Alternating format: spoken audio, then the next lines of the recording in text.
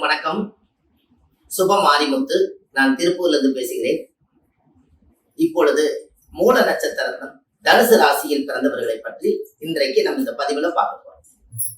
இப்ப இந்த மூல நட்சத்திரக்காருடைய குணம் என்ன, அவருடைய வாழ்வாதாரம் என்ன, அப்ப அவருடைய காலச்சக்கரத்துக்கு 9வது ராசி மூலம்.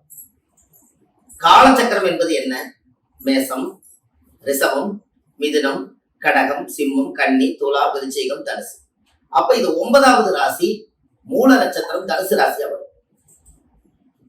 அப்ப ஜாதக ரீதியா பாத்தீங்கன்னா இந்த 9வது ராசியில் இவங்க பிறந்து தனுசு என்பது வில்லு. இந்த வில்லு எப்படின்னு கேட்டீங்கன்னா எப்பவுமே போருக்கு தயாரா இருக்கிற மாதிரி ஒரு அவங்களுக்குள்ள ஒரு மிகப்பெரிய ஒரு 10 ஆள் தைரியம் இருக்கிறது போல மூல நட்சத்திரக்காரர்கிட்ட மனசுக்குள்ள ஒரு மிகப்பெரிய ஒரு தைரியம் வளர்ந்துகிட்டே இருக்கு. ஏன் அப்படி? அஞ்சாத நெஞ்சம் படைத்த ஆஞ்சநேயர் மூல நட்சத்திரம். அப்ப இந்த மூல நட்சத்திரம் அஞ்சாத நெஞ்சம் படைத்த ஆஞ்சநேயர் மூல நட்சத்திரம். அவர் பெற்ற தாய் எனக்கு ஒரு தலை பிடிக்கிட்டுவான்னு அவர் சொன்னதுக்காக அப்போ அந்த இடத்துல போய் எந்த தலையை பிடிக்கிட்டு வர்றதுன்னு சொல்லி ஆஞ்சநேயருக்கு தெரியல. அப்போ உடனே இந்த மலைக்குள்ள தானே இந்த தலை இருக்குதுன்னு பெத்த தாய் சொல்லிச்சு. அதனால இந்த மலையவே தூக்கிட்டு வரலான்னு சொல்லி இந்த மலையோட தூக்கிட்டு பெற்ற தாய்கிட்ட கொடுத்து சாகாத மரம் பெற்ற சஞ்சீவி மூலிகை அந்த மலைக்குள்ள இருந்ததுனால அவருக்கு சஞ்சீவி ஆஞ்சநேயர் என்று பெயர்.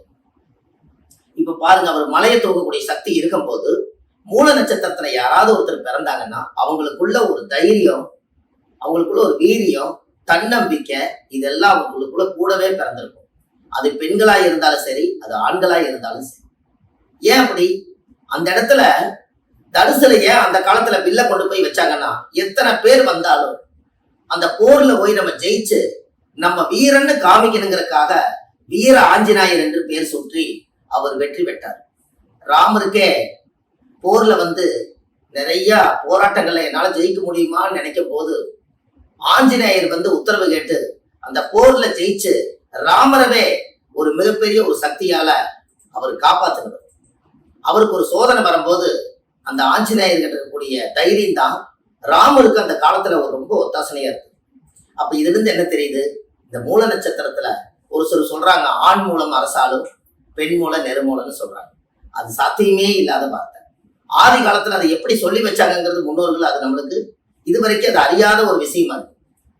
ஆணி மூலம் அரசாலும் கன்னி மூலம் நெருமூலம்னு பேர் வச்சாங்க. அது எப்படி? ஆணி மூலம் தான் என்ன? ஆணி மாசத்துல பிறக்கக்கூடிய மூல நட்சத்திரம் இந்த ஊரை ஆளக்கூடிய நட்சத்திரமா. அதனால ஆணி மூல அரசால், இது காலப்போக்குல ஆண் மூல அரசாலுன்னு சொல்லியிருக்காங்க. இது மக்கள் எப்படி தெரிஞ்சுக்கணும்னா ஆணி மாசத்துல வரக்கூடிய மூல நட்சத்திரத்துல ஒரு குழந்தை ஆண் பிறந்தாலும் பெண் பிறந்தாலும் அந்த ஏரியாவில் ஒரு கவுன்சிலரு, ஒரு எம்எல்ஏ, ஒரு எம்பி, ஒரு மந்திரி, அந்த காலத்துல ராஜா, அதுக்கடுத்து மந்திரி, இப்படி எல்லாம் புகழோடு வாழக்கூடிய ஆணி மூலம் தான் அரசாங்கம். இந்த பெண் மூலம் நெருமூலம்னு ஏன் அப்படி சொன்னாங்கன்னா கன்னியை பெண்ணா பாதித்து வச்சிருக்கறனால பெண் மூலம் நெருமூலம் சொல்லிட்டாங்க. இது சாத்தியமே இல்லை. கன்னி மூலம் நெருமூலம் அப்படின்னு என்ன? கன்னி என்பது எங்க வரும்? ஆணி மாசம், ஆடி மாசம், புரட்டாசி. ஆணி, ஆடி, ஆவணி, அதுக்கடுத்து புரட்டாசி. இந்த புரட்டாசி மாசங்க வரும்போது அந்த இடத்துல கன்னி மாசமா வருது. அப்ப கன்னி மாசத்துல மூல நட்சத்திரத்துல ஒருத்தர் பிறந்தால் அவங்களுக்கு மட்டும் ஜாதகத்தை முறையா பார்த்து திருமணம் செய்யுங்கன்னு சொன்னாங்க. இதுதான் கன்னி மூலம் நெருமூலம்.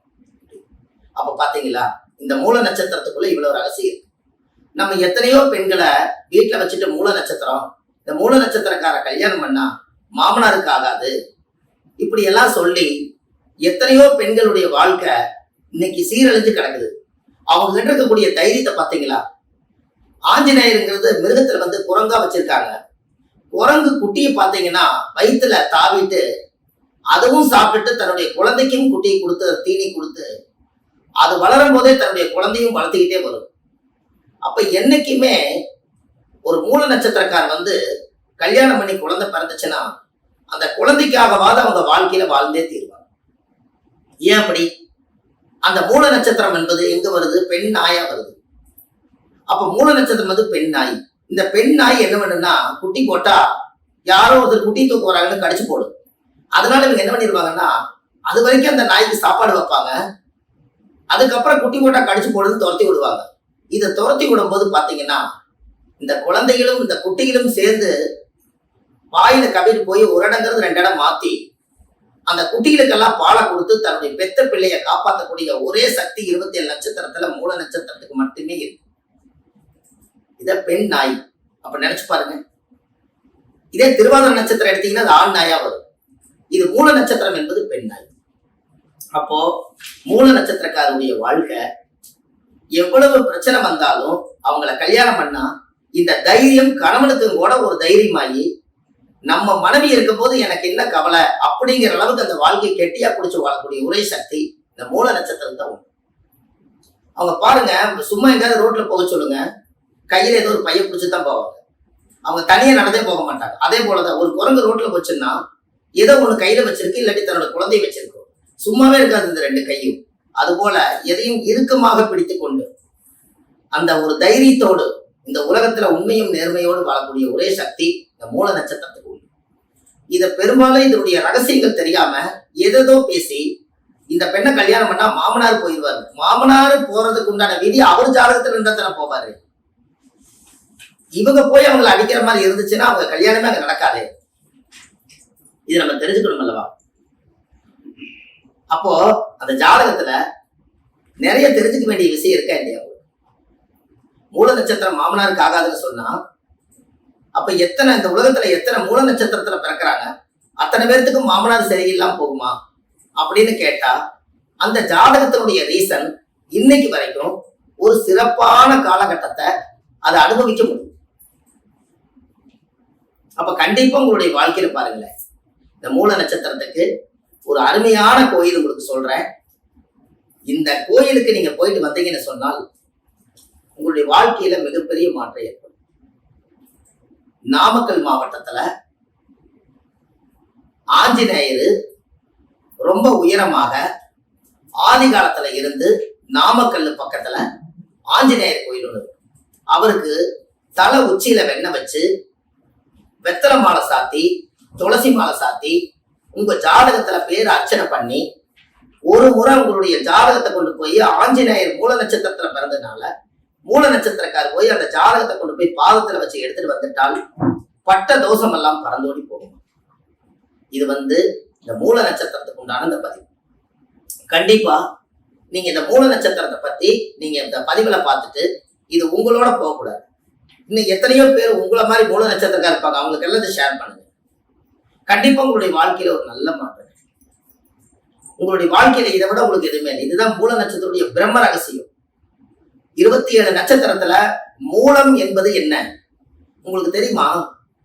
மூலாதாரம் எதுன்னு கேட்கறாங்கல்ல, எவ்வளவு பெரிய கணிதங்கள் பண்ணினாலும் மூலம்ங்கிறத இடத்த வச்சுதான் இந்த உலகத்துக்கே மையத்தை வச்சுதான் இந்த உலகத்துக்கே கணக்கிட்டு இருக்காங்க. அதனாலதான் மூலம்னு பேர் அந்த இடம். அந்த இடமே பாருங்க, தனுசு மூளையா இருக்கும் பிளஸ் மூலம். உங்களுக்கு மூலம்னா அஸ்வினி முத்திரை போடக்கூடிய நம்மளுக்கே குண்டல மகா சக்தியில மூலம்ங்கிறது ஒண்ணு இருக்கா இல்லையா, அங்க ஆக்னேயத்தை துரியத்தை கொண்டு வர முடியும். இதுதான் மூலம். ஆதி மூலம் என்று பேர். ஒரு சாமி போய் ஒரு மண் எடுத்துட்டு கோயில் கட்டி கும்பாபிஷேகம் பண்ணீங்கன்னா இந்த மூலாதாரம் எங்க போய் மண் எடுத்துட்டு அந்த சக்தி உருவாக்குறீங்கன்னு கேட்கறாங்களா இல்லையா? இதுதான் மூலம். இந்த மூலம்ங்கிறது எல்லாமே கேளுங்க. மூல நட்சத்திரக்கார கையில கோயில் கட்டி கும்பாபிஷேகம் பண்ணீங்கன்னா 1000 வருஷம் அந்த கோயில் உயிரோடு இருக்கும். சாதாரண விஷயம் பாருங்க. ஏன் அப்படி? 9ஆம் இடம் தான் கோயில்.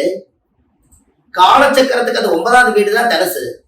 அப்ப தனுசு ராசிக்கார கையில மண் எடுத்து பிடிச்சு ஒரு சின்ன ஒரு மண் எடுத்து உருவம் பிடிச்சு வச்சீங்கன்னா அதுக்கு உயிர் வந்துடும். அவ்வளவு பெரிய சக்தி இருக்கு.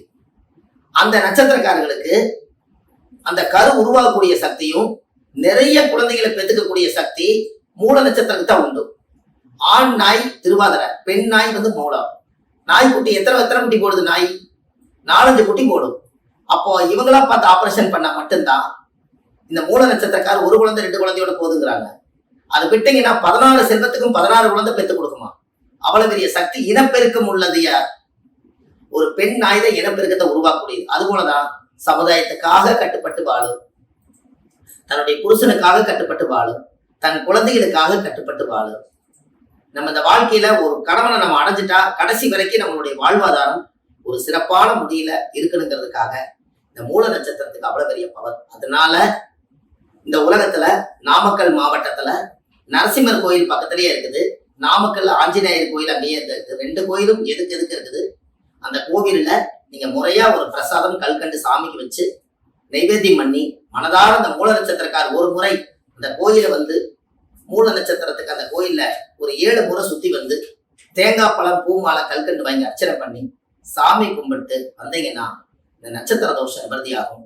மூல நட்சத்திரம் இந்த உலகத்தில் மூலாதாரமே என்று சொல்லி இன்னும் அடுத்த பதிவில் இந்த மூல நட்சத்திரத்துடைய குணாதிசைகள் நிறைய கொடுக்குறேன். சுப மாரிமுத்துன்னு யூடியூப் சேனல்ல போனீங்கன்னா நிறைய இந்த பதிவுகள் கொடுத்துருக்கேன். ஏற்கனவே நான் மூலத்தை பத்தி பேசியிருக்கேன். அப்போ அந்த மூல நட்சத்திரத்தை பத்தி நீங்க தெரிஞ்சுக்கணும்னா வள்ளுவர் பாக்கு யூடியூப் சேனல்ல போனீங்கன்னாலும் உங்களுக்கு நிறைய விஷயங்கள் கிடைக்கும். இது எல்லாம் பார்த்துட்டு நீங்க ஒரு சப்ஸ்கிரைப் பண்ணிக்கங்க. நீங்க தினமும் ஒரு நோட்டிபிகேஷன் உங்களுக்கு வர மாதிரி உங்களுக்கு வீடியோ உங்களுக்கு அனுப்புறேன். ஆன்லைன்லயே இந்த ஜாதகம் பாக்குறோமா நீங்க கண்டிப்பா உங்களுடைய வாழ்க்கையில ஒரு நல்ல விதமா இந்த மூல நட்சத்திரக்காரர்களுக்கு எல்லாம் ஷேர் பண்ணுங்க. அவங்களுடைய வாழ்க்கையில மனநொந்து இருக்கிறவங்களுக்கு இந்த பதிவு போய் சேர்ந்தால் அப்ப நம்ம அப்படி இல்லை, இனிமேல் நம்ம எப்படி வாழணும்னு இந்த பதிவுல கண்டிப்பா அவங்க ஒரு மாற்றம் ஏற்படும் என்று சொல்லி அடுத்த பதிவில் உங்களை சந்திக்கிறேன். உங்களுடைய அன்புள்ள சுப மாரிமுத்து. நன்றி, வணக்கம்.